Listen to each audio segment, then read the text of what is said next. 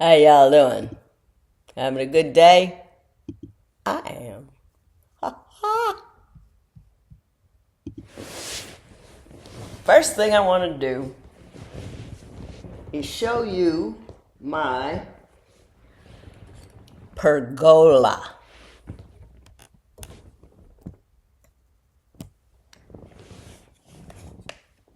that me and Eric are going to spend eternity on in the middle of Mumford Mart and Lynn's Lounge. I don't like Lynn's Lounge. That sounds like a bar. I was going to say Lynn's Library, but that's so. But, well, that's pretty much what it is. There's books in there. But I want you to note that I called it a pergola as opposed to a pagoda, which is what I chose to call it yesterday or the day before. Now, I wouldn't have known about the manner of my mistake unless Rosie Mae M1N informed me of that. Rosie Mae M1M could have said, "Yo, Judge, you don't know what you're talking about. It's a pergola, not a pagoda." But no, what she did is said, "Your pergola is very nice." Now, what she did was she corrected me with a compliment. She said, "That's not what this is." And when people, now she could have just corrected me. She could have said, "Yo, Judge, it's a oh my God, now I'm stuck on this pergola and not a pagoda." And I would have been fine with that. I love that. She would have gotten a thank you for that. Because you should stand by what you stand on.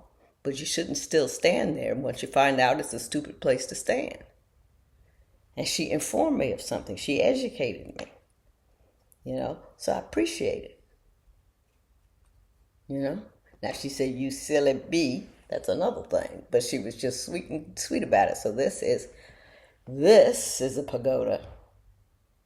This is a pergola.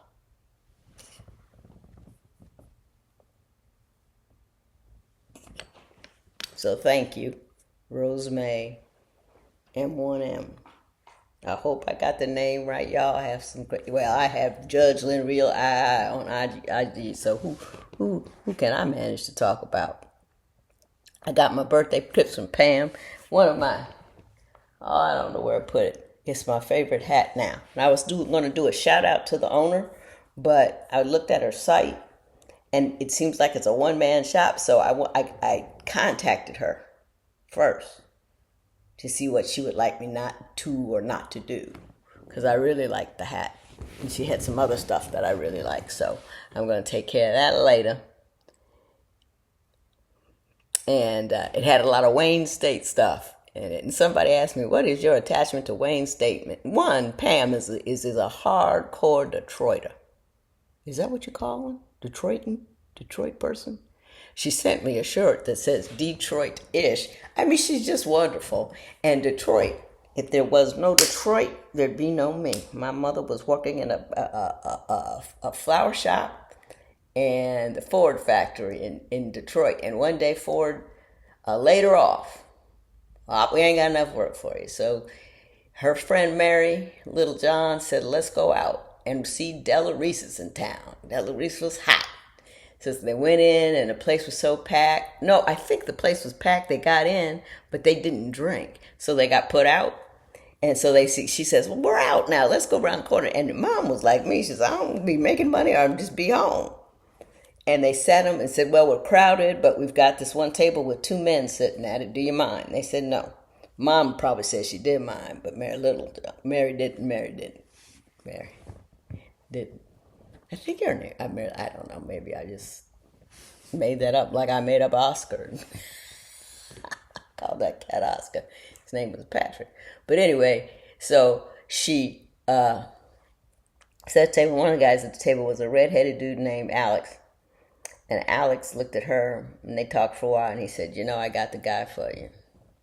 He said this man could really use you, because she was quiet, but she was, she was like, "Nah, I don't drink." And, "No, you can't." She was this, that. This was back in the 50s. Oh, I hate text messages. Us, good. But anyway,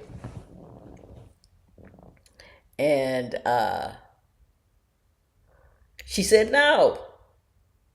He says, well, I'll fly you out to Columbus, Ohio. She said no. He says, I'll fly you and your girlfriend out to Columbus, Ohio to meet him. And her girlfriend said, yeah. Mommy's like me, she needs a more adventurous girlfriend to run around with. And then they met and they got married sometime later. So there you go. That's why Pam loves Detroit. That's why I love Detroit. A question. A woman asked me a question. I wanted to answer it.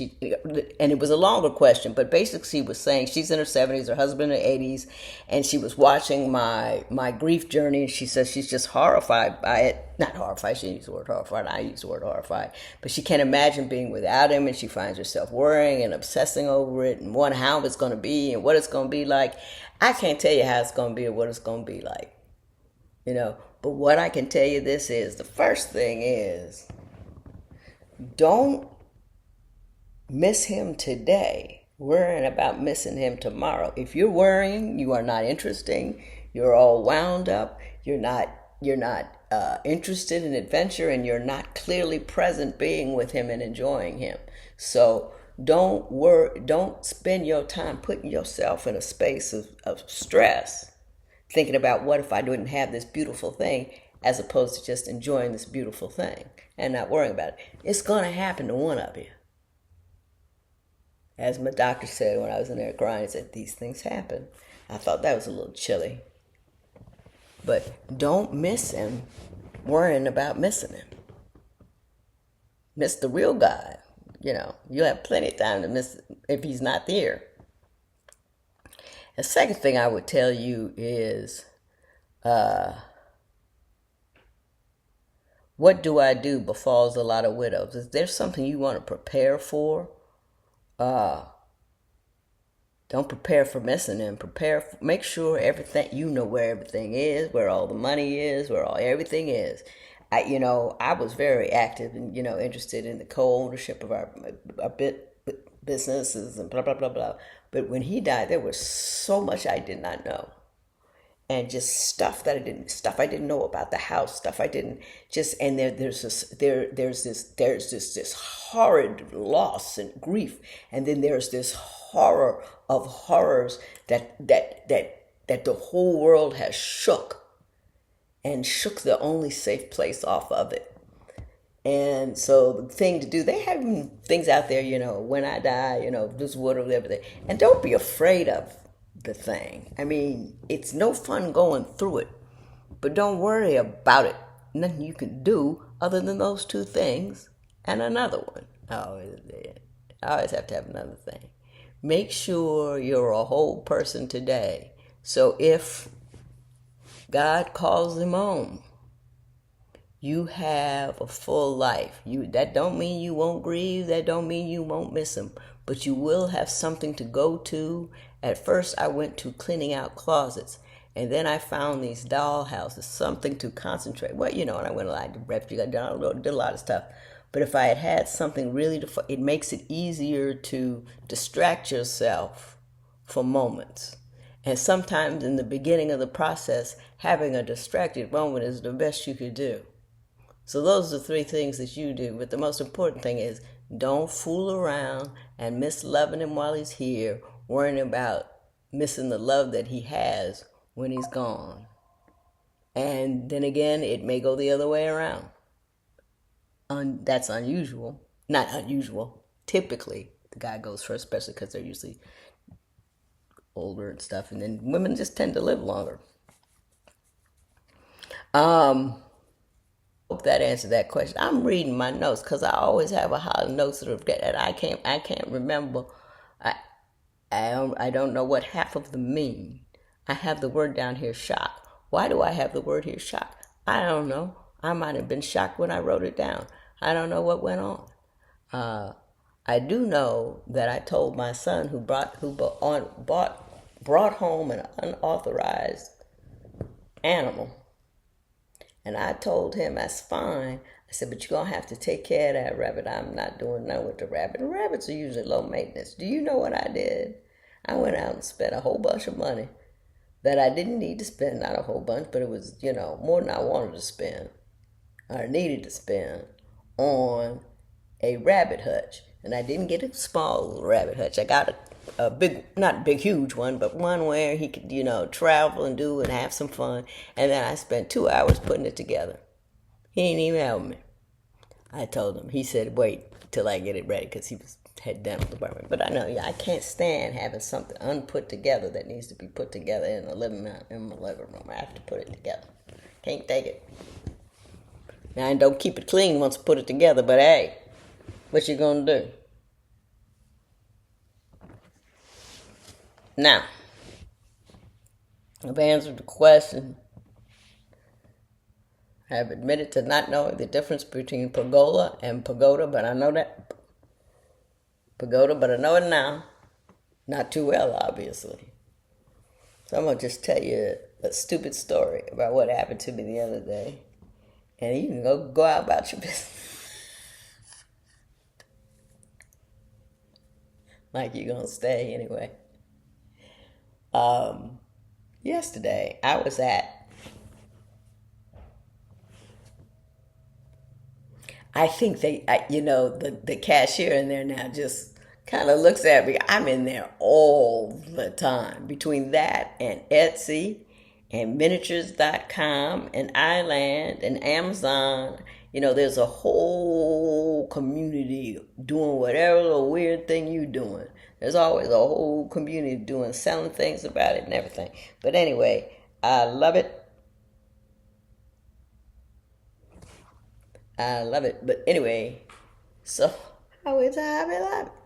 And this time I had to get a push basket, because I usually just carry one of the things, 'cause everything's so small. But I wanted to buy a container, big container to put all my little tchotchkes in, so I have less trouble, finding things. So I get the basket. I go out, I bought a whole lot of crap, a whole lot of crap. Sorry, Anita had popped out of place. I had to put it back in. And so I'm going out, and I realized that the cart don't go through the door, because it got this big antenna up. Now I'm like, well, what? And the lady said, I'm so sorry, you can't take the cart outside. I had this big container thing and 3 bags with the long sticks and poles and stuff in it. So I'm pulling it out of the bag, and I'm holding it like on my shoulder, and I got the bags here, and then I got my purse under my arm, and I'm walking out like this. And then I didn't even look as I crossed the thing. I said, please don't hit me. And I'm walking across the thing and didn't realize I should have had the thing turned around this way and not that way, because as soon as I got to the car and went to put it down, all the drawers fell out and they went sliding, and then I'm running around like a 2-year-old picking up all that kind of stuff. They should let you take the basket outside. They got some big stuff there. I don't even know. Didn't nobody even volunteer to help me. I don't understand. But anyway, that's what happened to me. I hope you have a wonderful day. I said nothing of significance, but if you have a question you would like to ask me, hit the link tree, ask Judge Lynn, it'll send me an email message. 2, I am going to do a Sonali's room. I was talking to a girlfriend about it today, and she and her girlfriends that were older were doing, like these spot meetings with young women, and they've been so very successful that older women with, some life experience behind them, with nothing, no skin in the game as far as what I want from you. The only thing I want from you is the best. for you. So I am going to continue to do that. Then press notify. I don't know if that is it. Press the ding dong bell and subscribe. And is there anything else I forgot? Oh, I am going to try out the shop with my signed books. So I got to order those. And I look a little sleepy because I am. I got a good night's sleep last night. I don't know what the issue is. Maybe I'm still struggling from the 2 nights sleep I missed before that for some reason that I am not fully aware of. But anyway, I'm going to show you my Detroit hat soon. I don't know what I'm going to do. I'm this close to just shaving it. Just shaving it, and just leaving it long right here. What do you think? Huh?